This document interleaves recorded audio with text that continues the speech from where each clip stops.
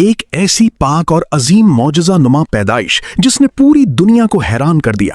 ایک ایسی عورت جو پاکیزگی، عبادت اور حیا کی مثال تھی، اور پھر اللہ نے اس کے لیے ایسا فیصلہ لکھا جو انسانی تاریخ کے سب سے بڑے معجزات میں سے ایک بن گیا۔ یہ کہانی ہے مریم علیہ السلام اور پروفٹ عیسیٰ علیہ السلام کی پیدائش کی۔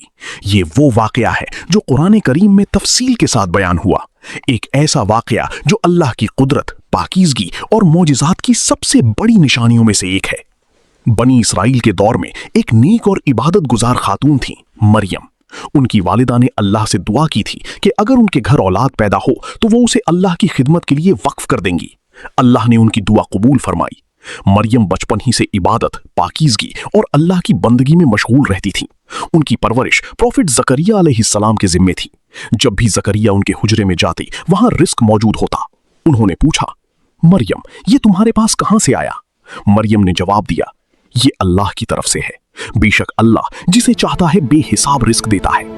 مریم کی زندگی پاکیزگی اور عبادت کا نمونہ تھی، لیکن پھر ایک دن کچھ ایسا ہوا جو انسانی سمجھ سے باہر تھا۔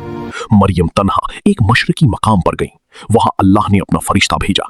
قرآن کے مطابق فرشتہ ایک مکمل انسان کی شکل میں ان کے سامنے آیا۔ مریم گھبرا گئیں۔ انہوں نے کہا، اگر تم اللہ سے ڈرتے ہو تو مجھ سے دور رہو۔ تب فرشتے نے کہا، اگر تم اللہ سے ڈرتے ہو تو مجھ سے دور رہو۔ تب فرشتے نے کہا، میں تمہارے رب کا بھیجا ہوا ہوں تاکہ تمہیں ایک پاک بیٹا عطا کیا جائے۔ مریم حیران رہ گئی۔ انہوں نے کہا، مجھے بیٹا کیسے ہو سکتا ہے جب مجھے کسی مرد نے چھوا تک نہیں اور میں بدکار بھی نہیں؟ یہاں اللہ کی قدرت کا سب سے عظیم پیغام سامنے آتا ہے۔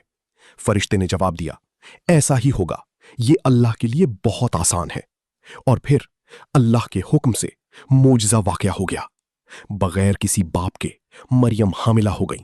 یہ انسانی تاریخ کے سب سے عظیم معجزات میں سے ایک تھا، لیکن اس معجزے کے ساتھ ایک بہت بڑا امتحان بھی تھا۔ مریم لوگوں سے الگ ہو گئی۔ انہوں نے تنہائی اختیار کر لی۔ وقت گزرتا گیا اور پھر وہ لمحہ آیا جب درد زہا نے انہیں ایک کھجور کے درخت کے نیچے لا بٹھایا۔ تکلیف اور غم کے اس لمحے میں مریم نے کہا، کاش میں اس سے پہلے ہی مر جاتی اور لوگ مجھے بھول چکے ہوتے۔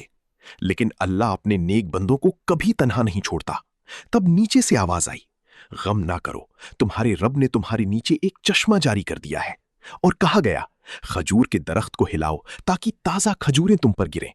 سوچئے، ایک کمزور اور تنہا عورت درد کی حالت میں، اور اللہ اس کے لیے آسمان سے رحمت اتار رہا ہے۔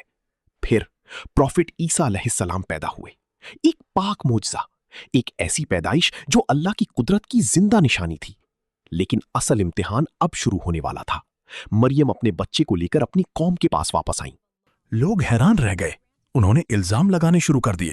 انہوں نے کہا، اے مریم تم نے بہت برا کام کیا۔ مریم نے کوئی جواب نہیں دیا۔ انہوں نے صرف بچے کی طرف اشارہ کر دیا۔ لوگ مزید حیران ہوئے، ہمیں گود کے بچے سے کیسے بات کریں؟ اور پھر وہ معجزہ ہوا جس نے سب کو خاموش کر دیا۔ ننھا پروفٹ عیسیٰ علیہ السلام بول اٹھے۔ انہوں نے کہا، میں اللہ کا بندہ ہوں، اس نے مجھے کتاب دی ہے اور مجھے نبی بنایا ہے۔ ایک نیا پیدا ہونے والا بچہ لوگوں سے بات کر رہا تھا۔ یہ اللہ کی طرف سے کھلا ہوا معجزہ تھا۔